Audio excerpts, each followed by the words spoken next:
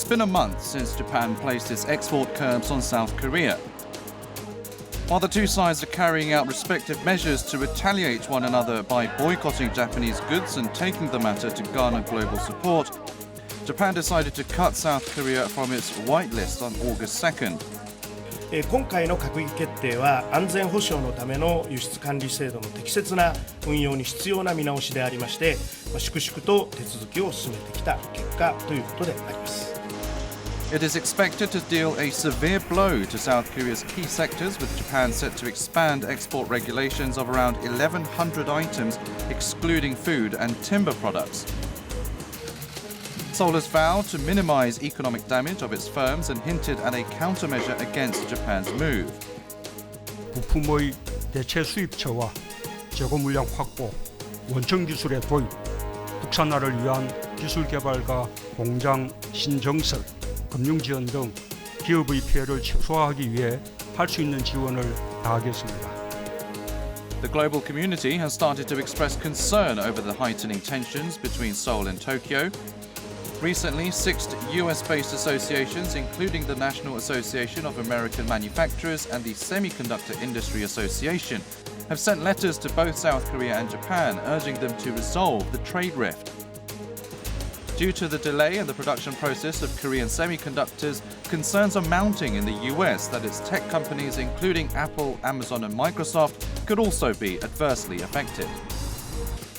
Kang Kyung-hwa and Taro Kono, top diplomats of South Korea and Japan, have failed to defuse a deepening trade and diplomatic row in their meeting in Bangkok, Thailand on August 1st.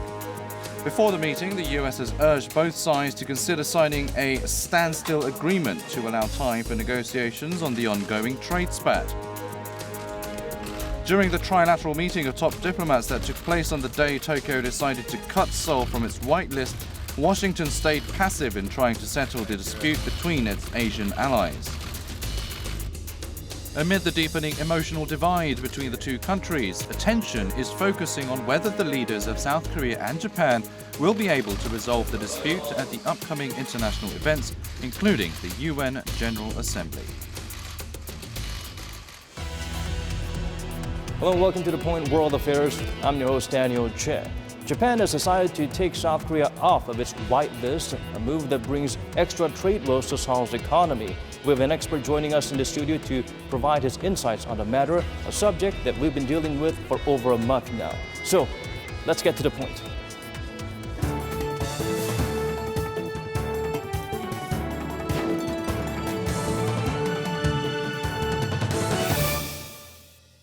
To help us dissect today's topic into digestible bites, we're joined by Kim Jae-chun, Professor of International Studies from Seogang University. Thank you so much for being here with us today. It's good to be here.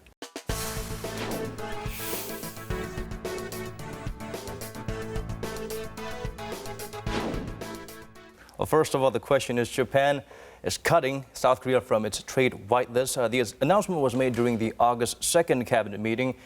This is visibly Tokyo's second economic retaliation. Mm-hmm.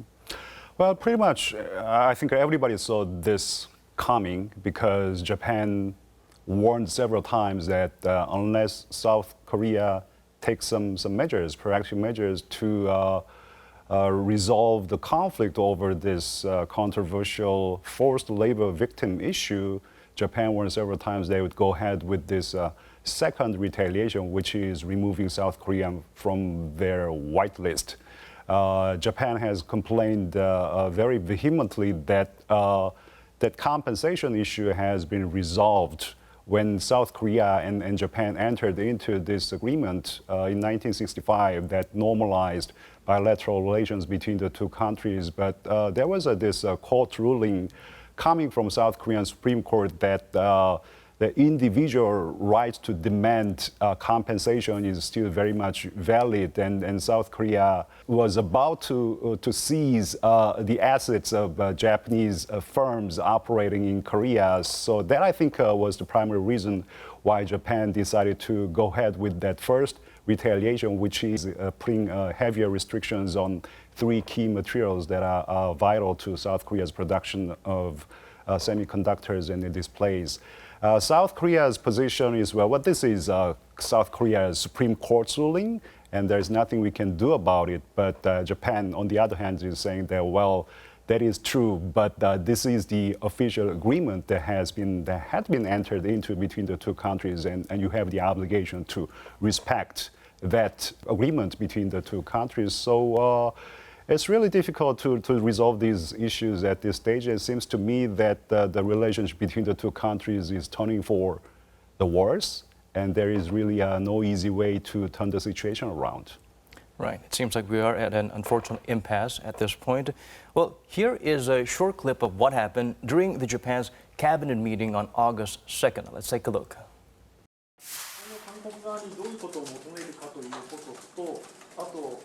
今回の閣議決定は韓国の輸出管理制度や運用に不十分な点があることなどを踏まえた輸出管理を適切に実施するための運用見直しでありまして、もともと日韓関係に影響を与えるなんていうことは全く我々は意図しておりませんし、ましてや何かに対する対抗措置といった種類のものでもないわけであります。韓国におかれてはですね、やはり厳格な輸出管理等をですね、しっかりとやっていただくことが何よりも重要ではないかというふうに思っています。Now, with this decision, more export items to Seoul would be restricted.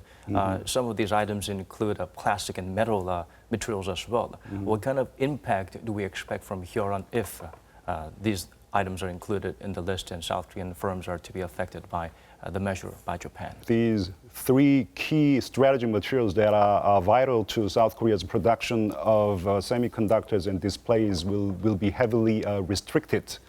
And after South Korea is taken off from the whitelist, I think wider range of our import materials from Japan will be under the heavier scrutiny, that for sure. But I think primarily, as you mentioned, these semiconductor making equipments and also other related materials will be heavily impacted as well. And as you mentioned, hundreds of South Korean companies will be adversely affected, including Samsung Electronics, Hyundai Motors, SK Hynix, and LG Intech will be adversely affected if the dispute continues. And possibly smaller companies that specialize in certain objects or items that it's even more heavily depend on Japanese imports. Yes. Right. Well, domestic firms will be the first to bleed out, and it won't just involve ICT and display sectors. Let's take a look at the possible impact of these measures. Japan has decided to scratch South Korea from its whitelist on August 2nd, 2019. South Korea was designated as one of several countries to receive preferential trade privilege from Japan in 2004. From Japan's whitelist of 27 countries, including the US and Britain, Japan has taken a retaliatory measure against South Korea by making it the only nation to be removed from its list. The latest move could expand Japan's export restrictions of around 1,100 items to South Korea on top of 3 key tech parts which have already been restricted on July 4th. Amid forecasts that Japan's move would heavily affect South Korean economy, it was revealed that semiconductor components were what Korean firms showed the highest dependency on Japan in 2018, followed by processors, controllers, fine chemicals, plastic and iron. Once South Korea gets scratched from Japan's whitelist, it could be restricted from gaining access to strategic materials such as high-tech materials as well as non-strategic materials which could be used for military purposes. Since 100% of South Korea's import of carbon fiber, which is used to make fuel tanks for hydrogen cars, comes from Japan, the South Korean government and firms are preparing ways to establish an alternative plan to acquire the material. The South Korean government said it would actively respond to Japan's economic retaliation and focus on raising the self-sustaining ability of parts and equipment industries. 무슨 이유로 변명하든 일본 정부의 이번 조치는 우리 대법원의 강제징용 판결에 대한 명백한 무역 보복입니다. 또한 글로벌 공급망을 무너뜨려 세계 경제에 큰 피해를 끼치는 이기적인 민폐 행위로 국제사회의 지탄을 면할 수 없을 것입니다. 일본 정부의 조치 상황에 따라 우리도 단계적으로 대응 조치를 강화해 나갈 것입니다. 이미 경고한 바와 같이 우리 경제를 의도적으로 타격한다면 일본도 큰 피해를 감수해야 할 것입니다. What about the measures explored by South Korea and taken during the damage, or we could take during the damage? Could you tell us about some of the possible precautions that we can take? Well, it seems to me that for one thing, South Korean government is trying to localize the production of these key materials and parts that we are dependent on Japan. But that is a lot easier said than done because the development of these materials and parts doesn't really happen overnight, and the development of these materials and parts is heavily protected by patent laws. So it's not going to happen overnight. And for another thing that that South Korean government is trying to do is to diversify these import markets of these materials that we import from Japan, and trying to depend more on other countries. But this is also will have a limited impact because of non-Japanese supplies. They are in short supply, and because of varying quality of these non-Japanese materials, I think there is a reason why South Korea has been dependent on Japanese imports because of limited supplies of these materials and parts, and also poor quality of these materials that we can import from other countries. So the simple matter of the fact is that global market for these limited parts and materials are really dominated by a small number of global businesses, which are Japanese. So we will be trying to depend more on other sources, try to localizing materials and parts is a good strategy.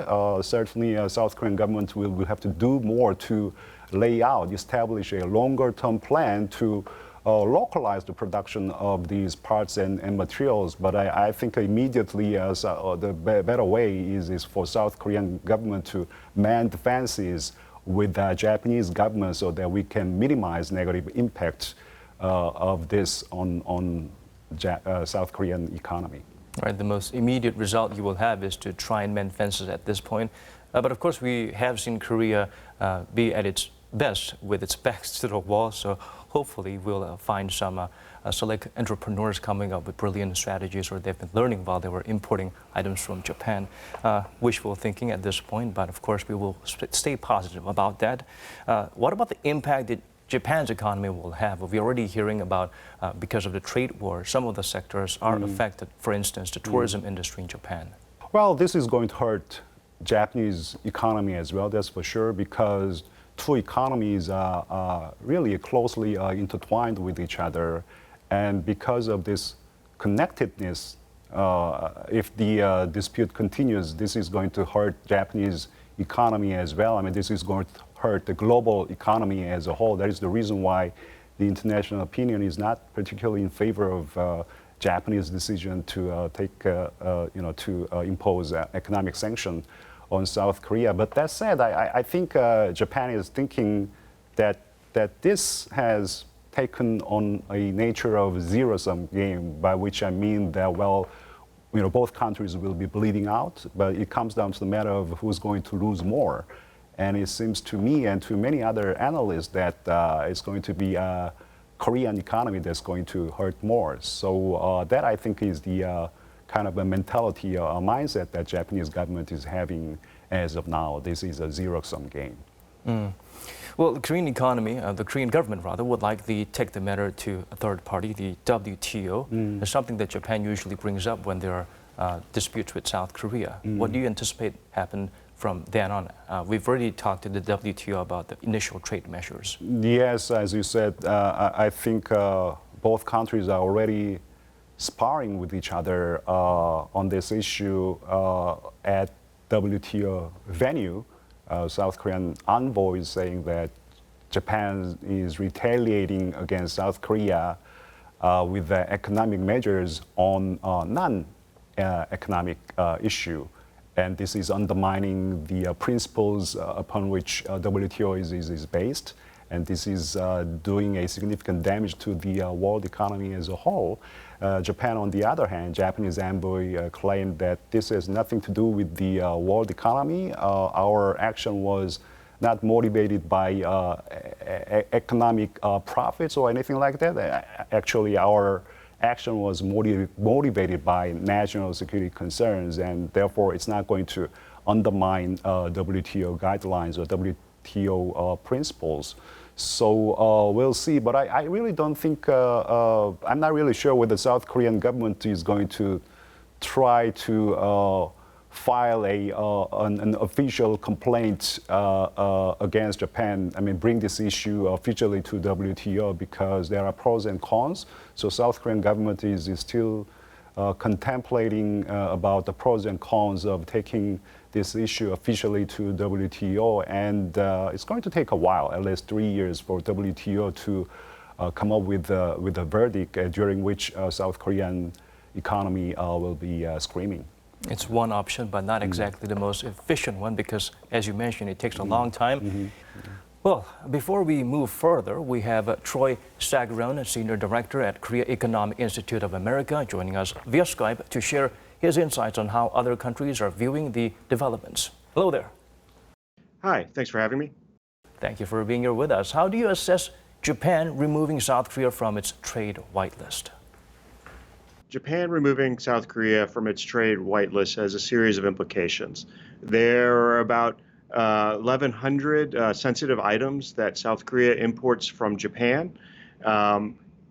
Doing this takes and means that essentially South Korea would have not the type of access that it had to these goods before. Any good, some estimates up to 857 of them, would require its individual approval, and that could take up to 90 days.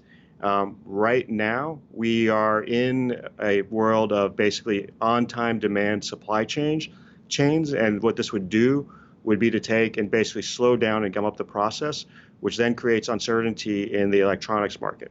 But because the list is so large of sensitive items that South Korea imports from Japan, it could affect not just the electronics industry, but also the petrochemical industry, the automotive industry on the hydrogen side, and other key industries in South Korea. So this is about more than simply electronics. Hi, Troy. What would be the ripple effects that you expect after South Korea is taken off from Japan's whitelist? So one of the things that is an implication, and that's a serious challenge from Japan's actions, is that because these inputs that are imported from Japan into South Korea go into inputs of South Korean products, which are then used in other parts of the supply chain around the world in the electronics industry. So, for example, we all know that SK Hynix and Samsung account for 60% of the world's memory chip market. That means electronic firms around the world are also impacted by this, because if Samsung and SK Hynix are unable to take and produce chips at a higher rate, that means that other companies will take and not have access to the memory chips that they need. So in the memory chip sector, in the display sector, and other sectors, this starts rippling out to firms around the world. And that means, for example, countries in Southeast Asia largely import their memory chips from South Korea. That would mean then that you would see electronics production slow there, and that then would slow economic growth in those countries as well. So this has much wider implications than simply between South Korea and Japan itself. Well, Troy, thank you so much again for your time and your expertise. We appreciate it. Yeah, thank you. Coming back to you, Professor Kim, it looks like international concerns regarding the matter is, of course, growing day by day.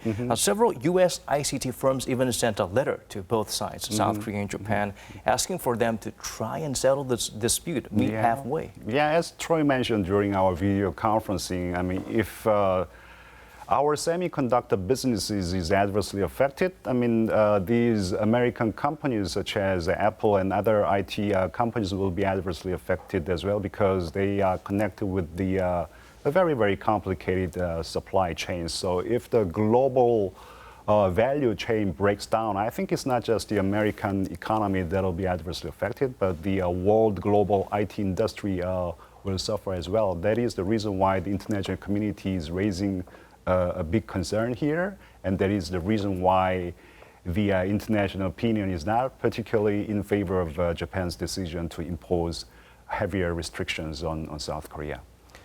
The trade rift between South Korea and Japan seems to be dwarfing or upstaging the trade war that's been going on between U.S. and China. What do you think countries involved, maybe even China and other countries, including the U.S., would try to do to help out and resolve this issue because it affects them? They will feel the impact of it. Although they are raising a concern, but they are thinking, well, this is a matter that should be sorted out between the two countries. I mean, two countries being, of course, South Korea and Japan. So there will be a limit to which these bigger countries can help out on South Korea, particularly when the U.S. and then China are having trade disputes of their own, and they are actually bypassing global norm-based liberal international economic orders. So, I mean, this is, I think, is something that really South Korea and then Japan will have to sort out by taking more creative and proactive measures.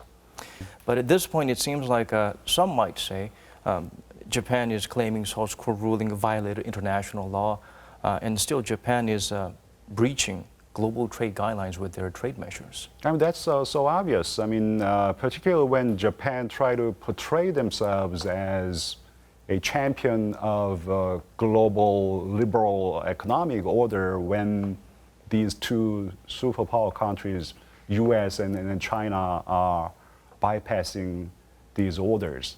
But imposing these economic sanctions against South Korea on non-economic issue is really contradictory to the stance taken by the Japanese government.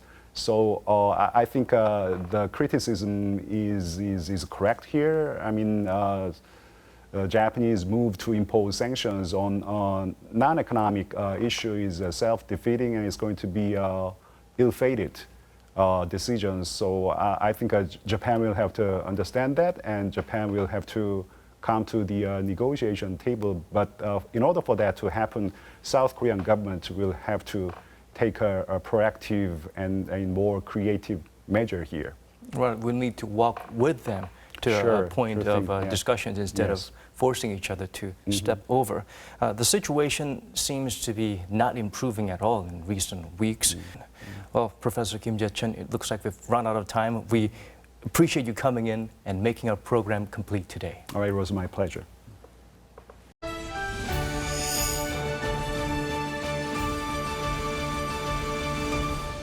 After Japan cut South Korea from its whitelist, all eyes are on what Tokyo's next move will be. Here's the latest development on that story. South Korea's Finance Minister Hong Nam-gi said that South Korea will thoroughly and strongly cope with Japan's latest decision, as it has prepared countermeasures for all possible scenarios.